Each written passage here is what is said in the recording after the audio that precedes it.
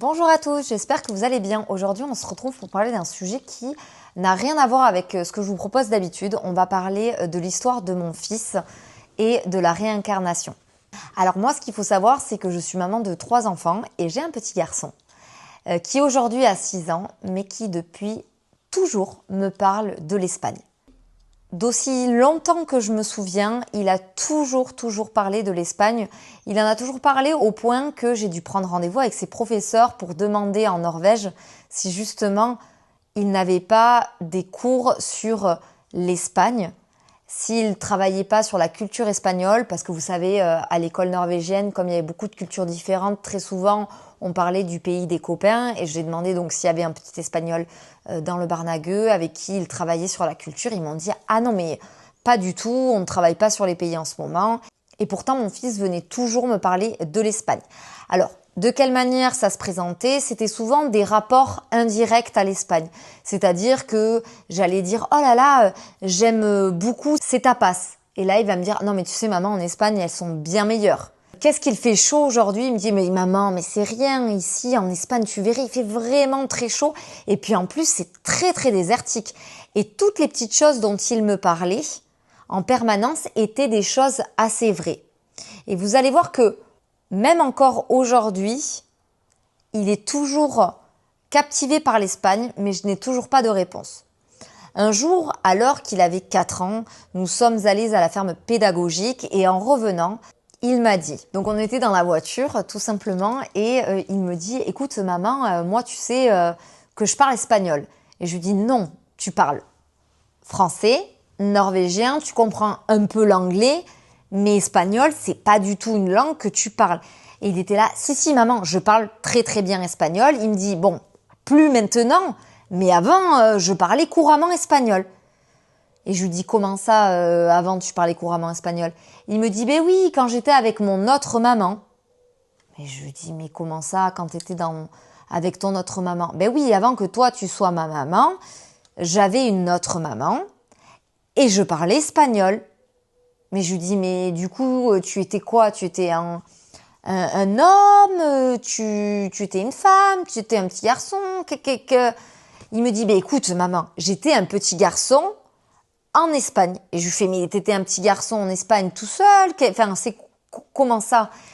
Et il me dit « Ben non, j'étais un petit garçon qui vivait en Espagne avec sa maman. » Donc je lui dis « Mais un petit garçon comme là maintenant ?» Il me dit « Oui. » Et je lui dis « D'accord. » Et je rentre dans son jeu. Je lui dis « Et ton papa ?» Il me dit « Ben mon papa... » Il me dit « Ben c'est ça qui est triste, c'est que j'avais pas de papa moi. » Et je lui fais « Ton frère et ta sœur ?» Il me dit « Ben... j'avais pas de frère et j'avais pas de sœur.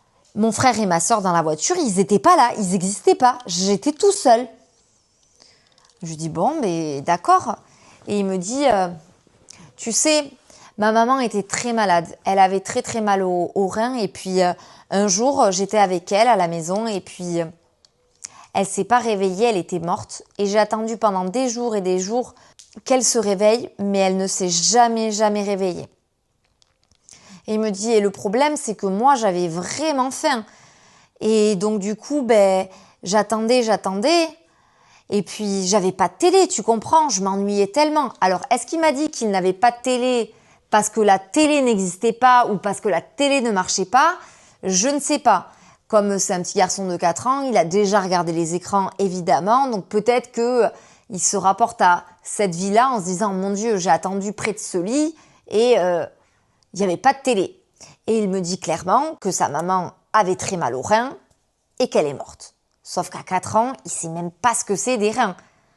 Et il me dit voilà qu'il a passé des jours à attendre qu'elle se réveille et comme il mourait extrêmement de faim, il a décidé de sortir tout seul de la maison. Il me dit que c'était très désertique là où il était, alors il a décidé de marcher sur le côté de la route. Et qu'en marchant sur le côté de la route, il y a une voiture qui l'a percuté. Et quand il s'est réveillé, j'étais sa maman. Mais il m'a dit ça mot pour mot.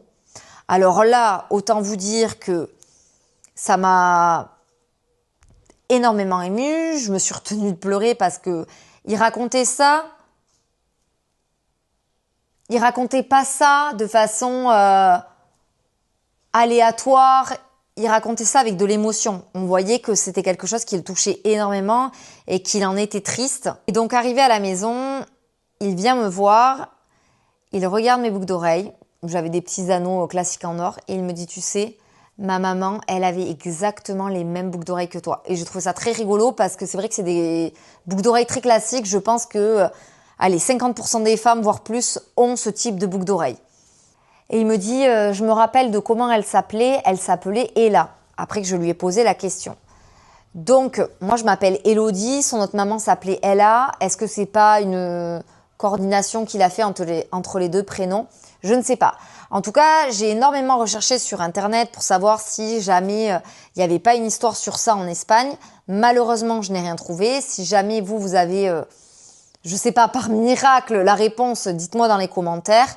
Mais à côté de ça, il y a quelque temps, je lui ai reparlé de cette histoire en lui disant, voilà, est-ce que tu te souviens de cette histoire dont tu m'as parlé avec ton autre maman? Et là, il s'est vraiment fermé et il m'a dit, écoute maman, je ne sais pas pourquoi je t'ai parlé de ça. Il me dit, je me souviens très bien de ce que je t'ai dit, mais il me dit, tu sais, moi j'ai l'impression que c'était un rêve en fait que j'ai fait et que je te l'ai raconté.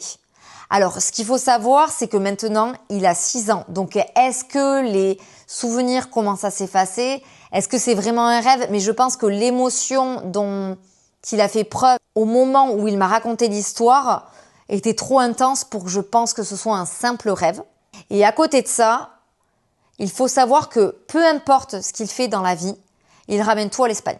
C'est-à-dire que quand je lui demande quel travail tu veux faire plus tard, il me dit « je veux conduire des gros camions » et il ajoute « en Espagne ». Tu veux partir où en vacances? En Espagne. Là, cet été, on est obligé de partir en vacances en Espagne. Il veut tout le temps aller en Espagne. On passe devant un magasin, il me dit bah oui, c'est bien ici, mais tu sais, en Espagne, c'est comme si. Donc en fait, c'est quelque chose qui fait entièrement partie de lui. Il me parle absolument tout le temps de l'Espagne et j'ai vraiment essayé de creuser le sujet avec lui, mais c'est vrai que il se ferme de plus en plus. Et à part ce jour-là où il m'a vraiment parlé de toute cette histoire. Depuis, j'ai eu que des briefs d'histoire, j'ai jamais eu rien de plus concret que ça. Mais en tout cas, à l'heure actuelle, c'est pas qu'il fait un rejet de l'histoire, mais il me dit voilà, moi j'ai des souvenirs, mais c'est comme si ça n'existait plus vraiment. Je pense que c'était un rêve. Donc, je me suis vraiment renseignée et je pense que tout simplement, il commence à oublier sa vie d'avant ou pas. Mais en tout cas, ce qui est sûr, c'est que c'est quelque chose qui nous a beaucoup marqué, et notamment avec mon mari, parce que voilà, même lui, en permanence, il est toujours venu le voir en lui parlant de l'Espagne. Donc, dites-moi dans les commentaires, vous, ce que vous en pensez, si vous avez déjà eu des histoires similaires dans votre famille ou autres, si vous connaissez peut-être des histoires qui seraient bons pour moi à regarder.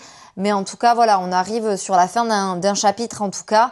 Je suis un peu triste de ne pas avoir réussi à trouver de réponses par rapport à toute cette histoire parce que j'aurais aimé pouvoir en savoir un peu plus. J'ai peut-être pas non plus trop creusé, mais en tout cas, si quelqu'un a une réponse, laissez-moi savoir dans les commentaires. À très vite. Ciao, ciao.